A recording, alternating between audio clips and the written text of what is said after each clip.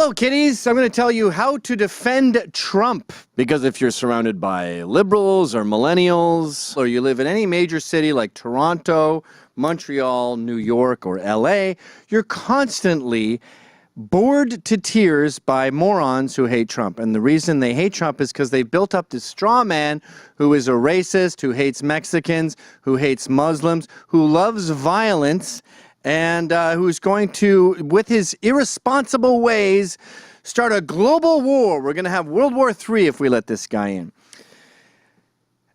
All of these things, I always say the same thing to people. I say, what sentence did he say that you have a problem with? Because the Gargamel Smurf hater you created doesn't exist. And the violent thing, I mean, you go to a rally and someone attacks you. Well, he asked them to, we've got what, 2 punches, a few punches? You guys came to our rallies and attacked us and said, your guy sucks, try it at a Rush concert and get back to me. Doesn't go well when you do that kind of thing. And by the way, violence is underrated. But instead of sitting here and defending every single ridiculous allegation they give this guy, and I wish sometimes they would be good because it would be more fun to fight, I'm just going to focus on the 5 reasons you should vote for Trump. Ready? Number 1, he is an entrepreneur. Now, Obama, 7 years of Obama have taught us that being an entrepreneur is no big deal. You didn't build that. Someone else drove down those roads and went to that public school. Being an entrepreneur is huge. It's why we have a job. It's why I'm sitting here. And for some reason, we stopped revering these people. We stopped seeing it as a big deal. And I've even heard millennials criticize Trump and say, he's a terrible businessman. He failed at this, he failed at that. Those of us who have generated money in the real world, from hot dog stands to major billion-dollar corporations, know that it's 12 failures for every success. And when you have that success, you employ people. No, dummies, it's not a matter of the pizza pie and he's got a huge slice and you get little slices. He opened a whole pizza joint. There's infinite pizzas to go around. Without entrepreneurs, we have no income, we have no jobs. And by the way, all these illegals have taken away young people's jobs. We have them sitting on the couch at the age of 27 because they never cleaned pools, they never mowed lawns, they never did any of those crap jobs because we killed their economic libido. That's why they're sitting on the couch. That's why they can't pay off their stupid student loans. And I'll get to that later with immigration. Numero 2, he's anti-establishment. I don't understand why comedians and artists and for some reason pretty girls all seem to love Bernie. I can't figure it out. But they don't respect that he's anti-establishment. I don't get it. The GOP hates him. Republican elites hate him. National Review hates him. Everyone wearing a monocle hates this guy. It's not just the libs. And the people who love him, middle American average Joes. Doesn't that tell you something? Don't the fans tell you something? There's a lot to say about someone by their enemies. You can judge a man by his enemies. And the enemies of Donald Trump are the elites. I was under the understanding that we hated lobbyists. Jack Abramoff was the guy. They did a whole 60 Minutes on him. And he personified this broken system we have where you pay for a lobbyist to go to Washington. He promotes a politician. Politician gets in office, and then he has to pay the guy back. Trump doesn't have that. He doesn't have those debts. He doesn't owe those favors. Isn't that a good thing? And then people go, oh, he's going too soon, though. Becoming president costs $1 billion. Yeah, by your stupid way of doing it, he's a Scotsman. He's a cheap-ass entrepreneur. And so far, Twitter and just antagonizing networks has done wonders for publicity. He's not going to need $1 billion, so he's going to be in office and he's going to be beholden to no one. That drives the elites nuts, and it should drive you crazy with happiness. Number 3, he's anti-immigration. This is a big deal for those of us who have been paying attention for the past 20 years. When he brought that up, he was the first politician to say, you know what, this immigration thing ain't so great. And the GOP went, oh, he's dead now. And then all of a sudden they looked around and they went, holy shit. Everyone seems to be agreeing with him. And then you had Jeb Bush and Rubio going, I'm anti-immigration too. I think it's out of control.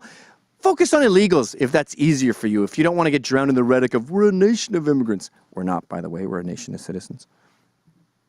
Right now, with immigration the way it is, we have blacks in California who can't flip burgers without speaking Spanish. We have so much money going back to Mexico. And I'm not just talking about our $53 billion trade deficit.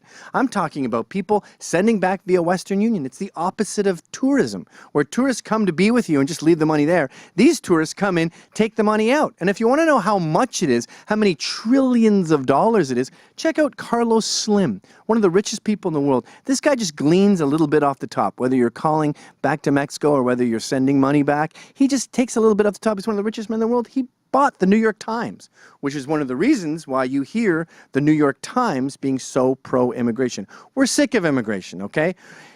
And he said, he didn't say all Mexicans are rapists. He said a disproportionate number, and this is something the left has to understand. When an abnormal amount of a group does a thing, you can notice that pattern. A disproportionate number of Mexicans seem to have a problem with sexual assault. Texas deported, what, 2,000 sexual molesters in 1 year? These were all illegal aliens. We have something like 80% of these young girls who cross the border get raped as they do it.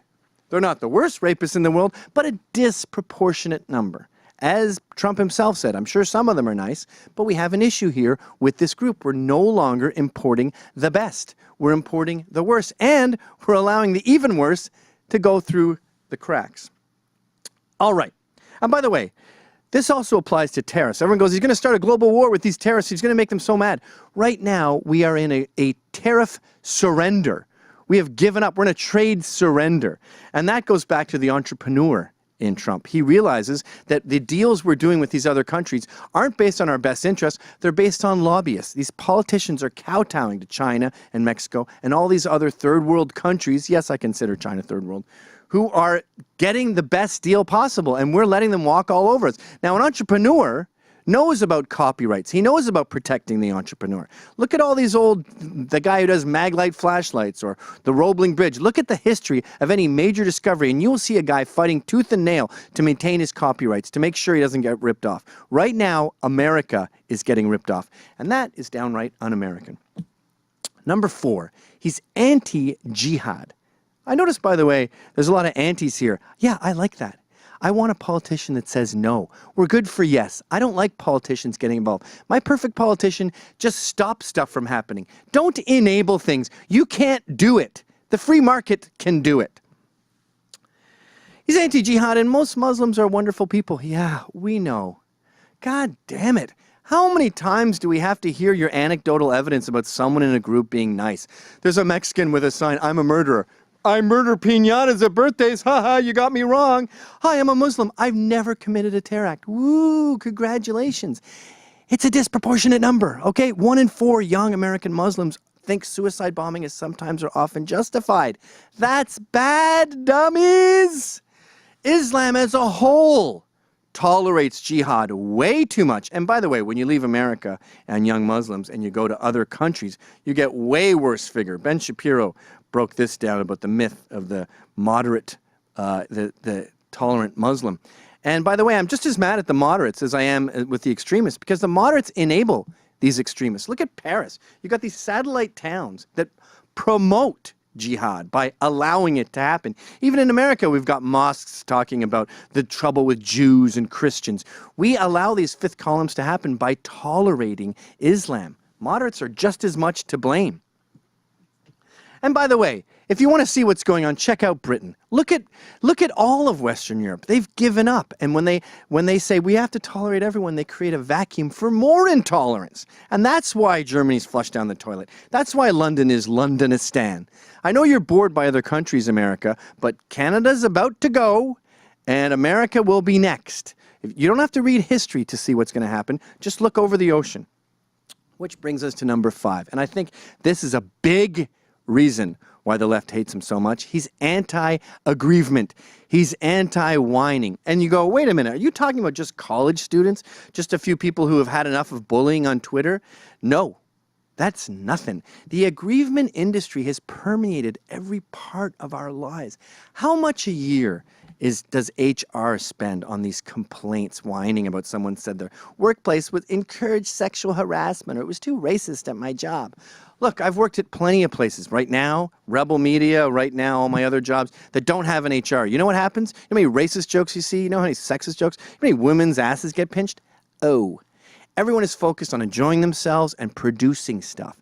HR is a myth. We don't want you there. We don't want you monitoring our behavior. And everything from women in the fire departments to women in the military to just enforcing this idea of multiculturalism and equality and making it happen is ruining our lives. We've had enough of your diversity committees and your whining about this and whining about that. Look, it may have been tough in the past. Everyone had it tough in the past.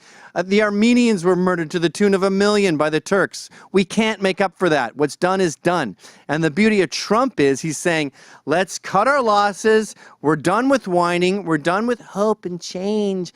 We're now starting with a clean slate and saying, let's move forward. That is why you should vote for Trump. Thanks for watching. Click here to never miss a Rebel update. Want even more of the Rebel? Well, click here to become a premium member.